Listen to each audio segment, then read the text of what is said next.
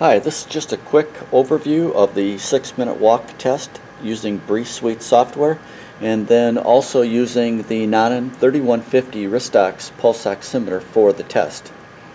So once we've synced up the Nanan 3150 into Breeze Suite, once we go into the 6-minute walk test itself, you can see that we have heart rate and saturation up on the screen, showing that we are indeed communicating with the Nanan. And so all we need to do is hit the start button and we will automatically start collecting resting data. If the patient does have any type of supplemental O2, we can click on the supplemental button. We have walking device, supplemental O2, and liter flow. So if we happen to pick nasal cannula, then we can also select how many liter flow we want.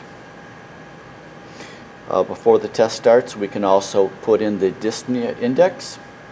So we can go to number 2, very light. Also, we have leg fatigue. We can enter that before we do the test. And again, very light. We also have the ability to enter blood pressure. So we hit the BP button.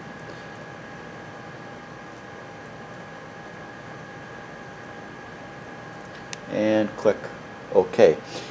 We have a comments button, so if you do have any comments about the patient, we can go ahead and enter those as well.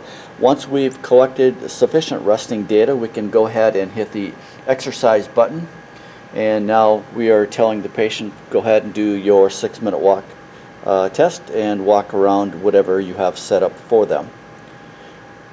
You will notice that we did switch to the exercise mode, and now we're collecting data in the exercise mode. And we have the time of the exercise test up at the top. If for some reason the patient does get tired and needs to pause, we have a pause button, so we can select that. And when we do, the graphic itself shows how long the patient has been paused or resting.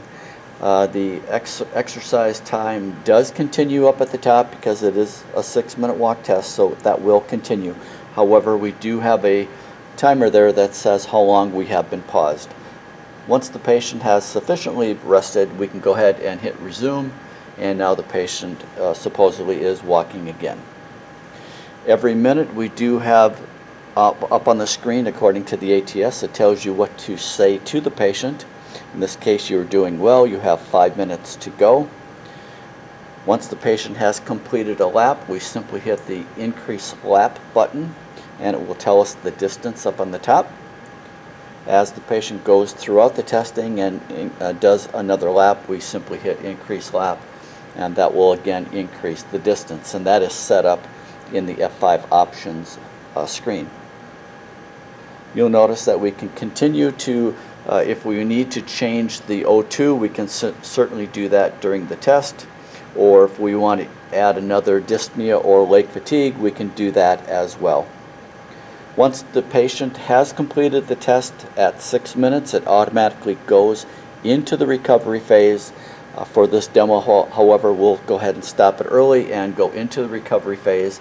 And now we're collecting recovery data. We collect that for as long as we desire. Again, you can add dyspnea index, blood pressure, that type of thing. When you've collected sufficient recovery data and you know the patient has gone back to normal settings, we simply hit stop, and then we get an overview of the test itself.